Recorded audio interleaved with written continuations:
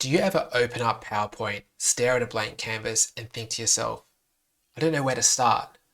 Or maybe you build a slide and you realize halfway through that you're going around in circles.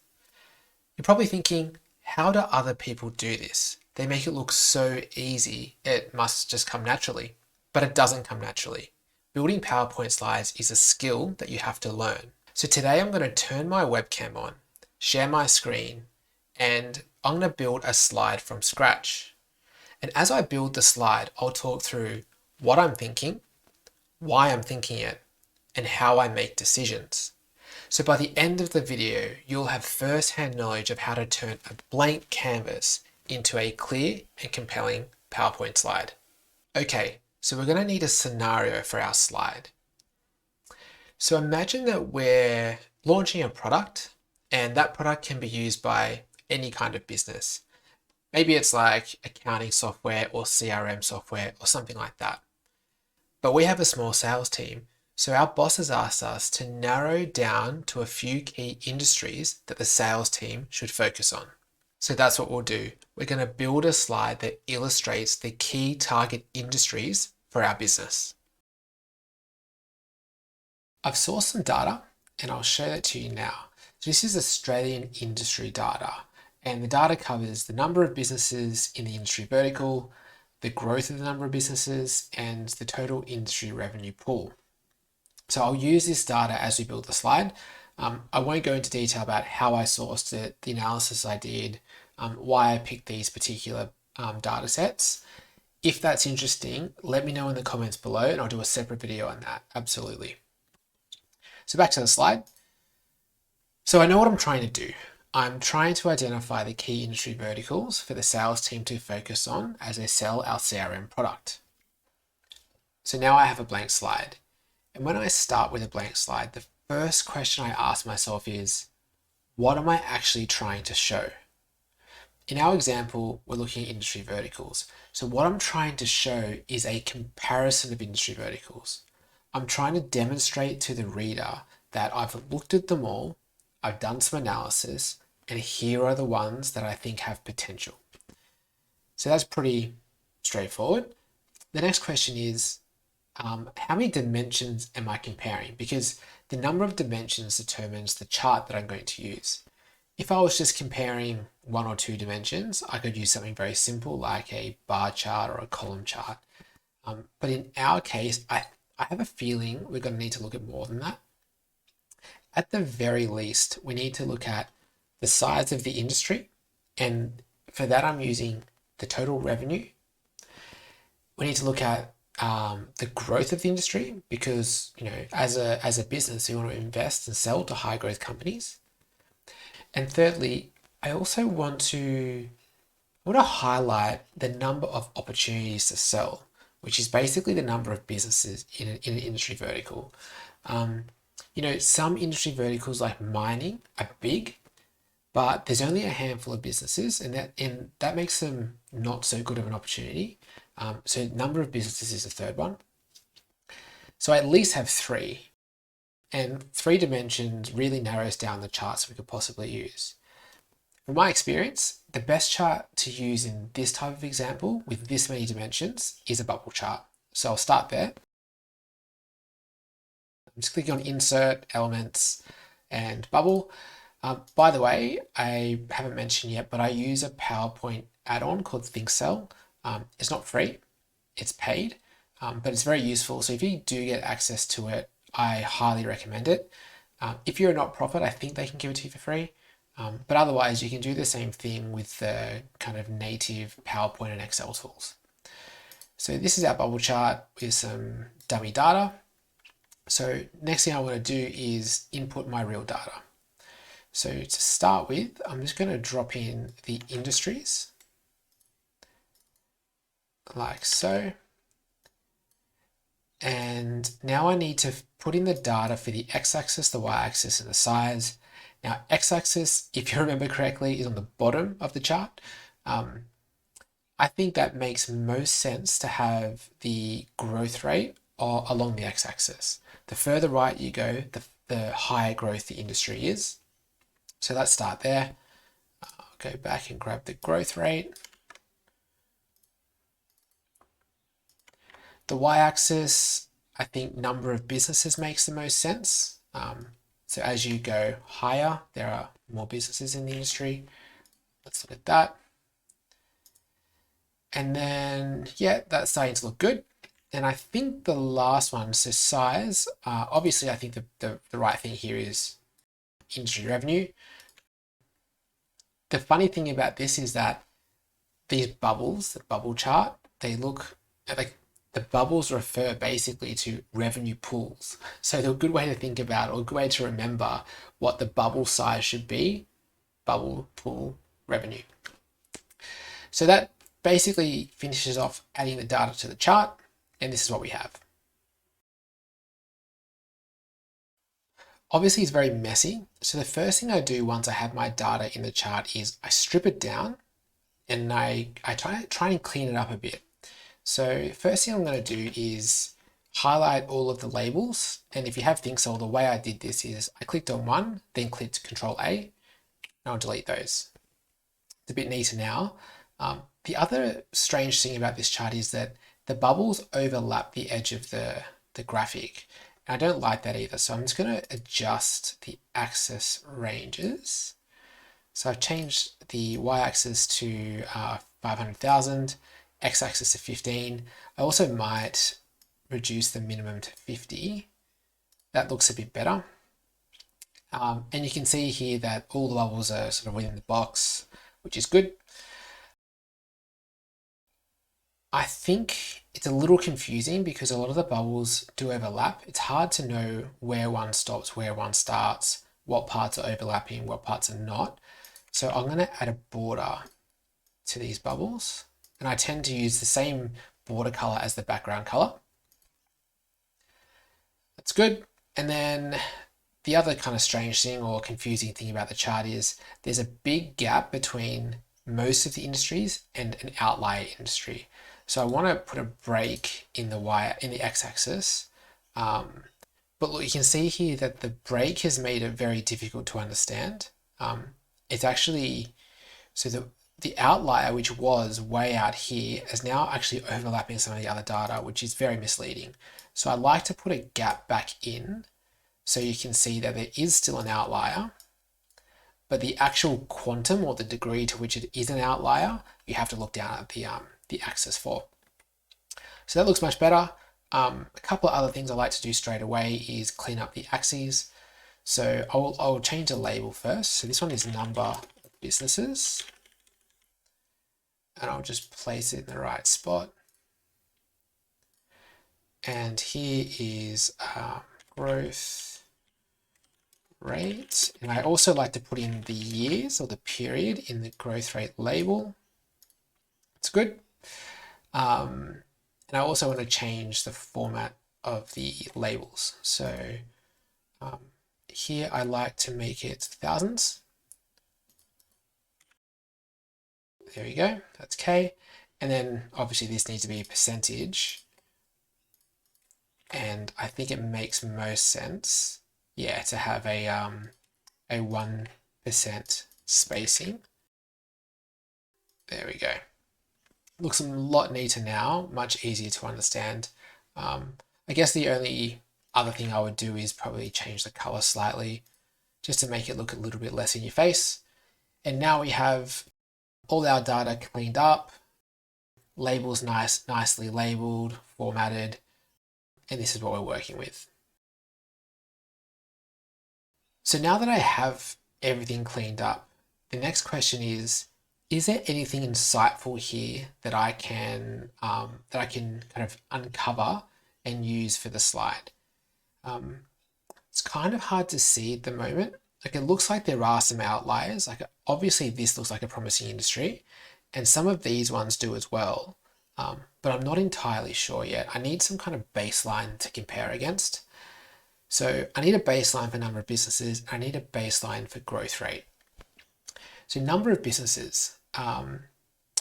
It's difficult to think of a unique data point to use as a baseline. So what I'm going to do in this case is I'm going to use the average across all industries to see which ones are above average, which ones are below average. I know the number because I've done the analysis. It's 135,000. So I'm going to add a line across at 135,000. So let's do that first. 135. And here as well, 135. So that's our average number of businesses.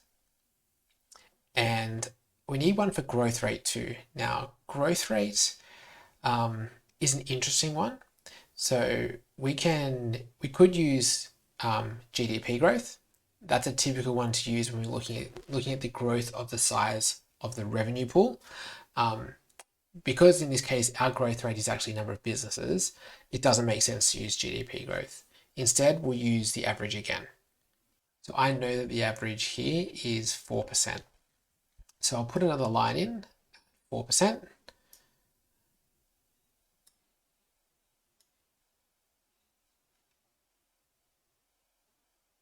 There we go. And that looks pretty good. So what we're starting to understand is that there's a few industries that are above average number of businesses and also above average growth rate. These businesses, fortunately, are also reasonably large revenue pools. They're not the biggest because the biggest are here, but they are pretty big. They're not tiny like some of these ones. So that's a good sign.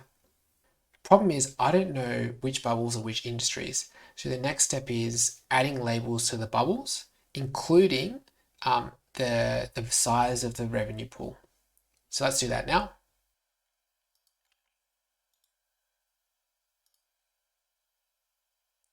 I've just added the labels back in. I'm going to highlight all the labels, change it to size. And this is so I can format the labels correctly. I want to have the billion included. That's fine. And now I'm going to change it, I'm going to change it back to text and size. So now I need to clean up these labels.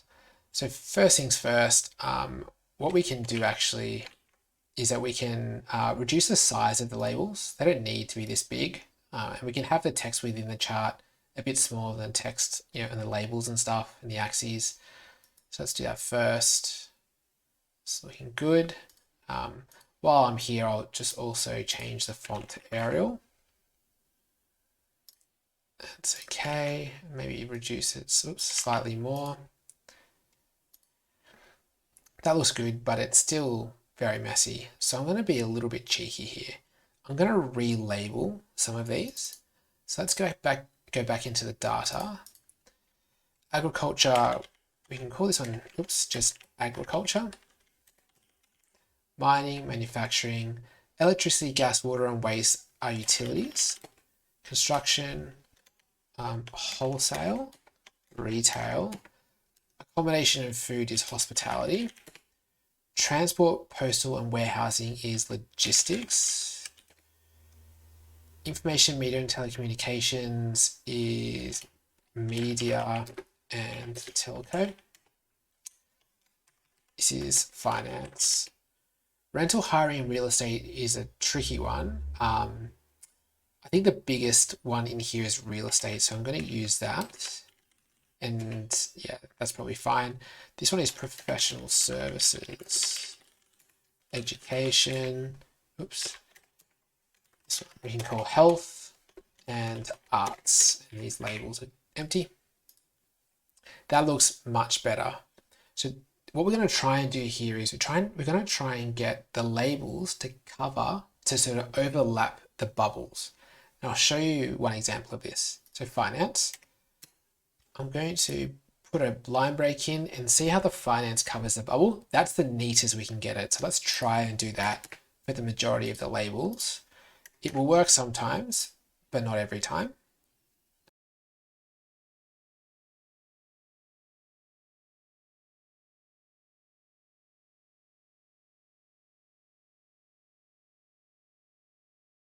Okay, so we've neatened the labels up.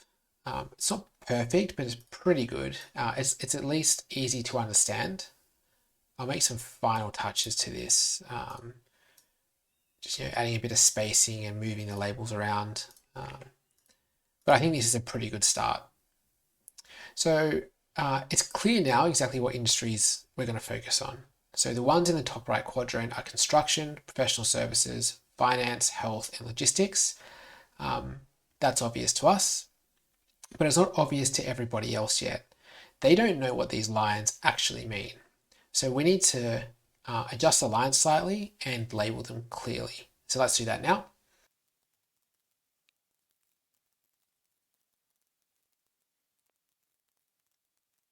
Okay, that looks good. It's been labeled with average, although I might just remove bold. And I might try and standardize the font size if I can. It's looking a little off at the moment, although that's not too bad for now. So we know what we're looking at. So we're looking at the top right quadrant. As a reader, as the audience, it's not entirely clear, certainly not immediately, that the top right quadrant are the ones we're going to focus on. So now we need to think about how do we highlight those to make it really simple for the audience to understand these are the key industries. I think the thing to do here is to change the color. So that's what I'm going to do now. Because I use ThinkCell, I can go into the data and do that. But I also could be a little bit lazy and do it superficially. So let's just do that quickly.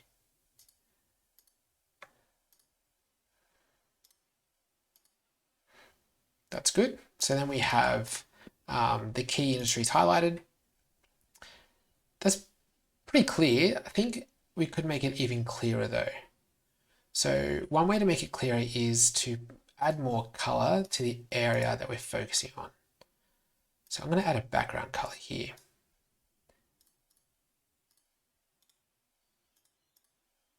That looks pretty good. So now we're highlighting the top right quadrant, which is the quadrant of interest. And we have 5 key industries that we should target. So we've labeled everything within the chart quite nicely. We haven't labeled the chart though. So let's do that next. I'm going to add a chart label.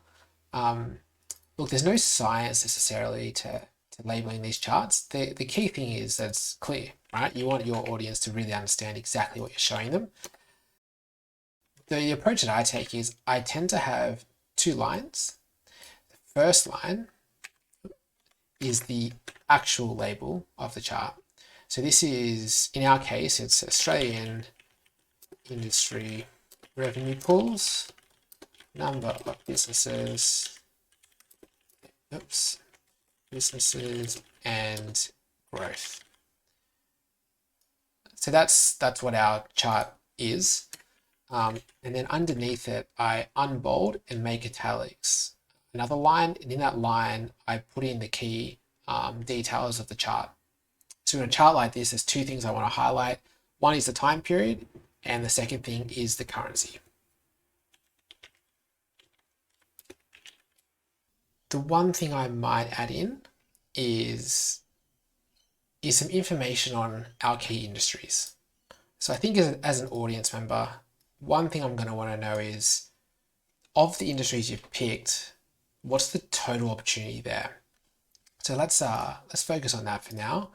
I'll add another text box in, and I'm going to just quickly put in the relevant information about our key industries. So we'll call them target industries, and we'll say total revenue pool, total number businesses, and average industry growth.